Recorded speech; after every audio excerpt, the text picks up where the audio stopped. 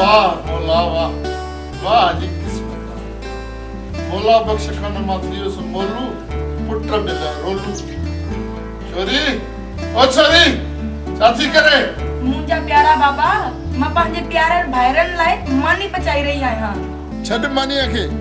मूंखे पाणी पिया हिकु वेलो मानी न खाधऊं त मरी कोन वेंदा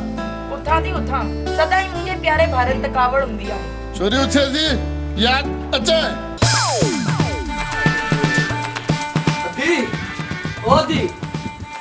ॾाढी बुख लगी आहे मानी ॾे असली बात कहीं थका है तो फूल मार आया थी खाटू पुट हिकु कमाइनि कोन यो मानीअ महिल फगा बीठा आहिनि अब्बा ओ अब्बा नचो मुंहिंजे प्यारनि भाइरनि खे बस कर छोरी जेड़ा भार जेड़ी फेन तू असल घट करे दिया जा बाबा साईं तव्हां त सिर्फ़ असांजी बेइज्जती जो बहानो था असां कमायूं त नथा ॿियो त सभु कुझु था कयूं अरे छोरा अरे मानी को सवाल यो को कमकार बि अथव या न बाबा साईं वांदकाई में ई मसरूफ़ आहियूं त कयूं छा वांदकाई मां वांदकाई मिले त कुझु कयूं न तव्हां त हिकिड़ो ॾींहुं वांदा रही ॾेखारियो अरे ने भागो अरे मां न कमाईंदुसि त मुंहिंजो पीउ क़बर में थी अची कमाईंदो हा अरे ने भागो कुझु पंहिंजी इज़त जो ख़्यालु नथा कयो त मुंहिंजी अची ॾाढी जो त ख़्यालु कयो अब्बा तव्हांजी इज़त जो त ख़्यालु कयूं था माण्हू तव्हांखे सुञाणी असांजे करे था माण्हू चवंदा आहिनि त वञे वञो वांदनि जो पीउ कीअं था भुलल हा दा नूरल तूं सच थो चवीं अरे ने भागो काल खां पाणी भरे आयो जवान भेण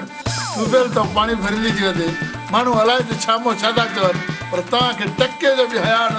अरे ॾे हिकु ई घर जो कमु मिलियल अथव उहो बि सही नथा कयो तव्हां जहिड़ा 5 पुट कंहिंखे हुजनि न त बि पाण खे निपटो आटरो सम्झो दा नूरल हलो ॿियो को दर खड़कायूं टुकर कबे जलाए ॿिए हंधि वञिणो पवंदो आला पकी पई आहे पटल खे मिलन फूल मार मालिक कॾहिं तूं उन्हनि खे सम्झंदी वई छो बाज़ूर सां हू निभागा हथ वढराईंदा हथ वढराईंदा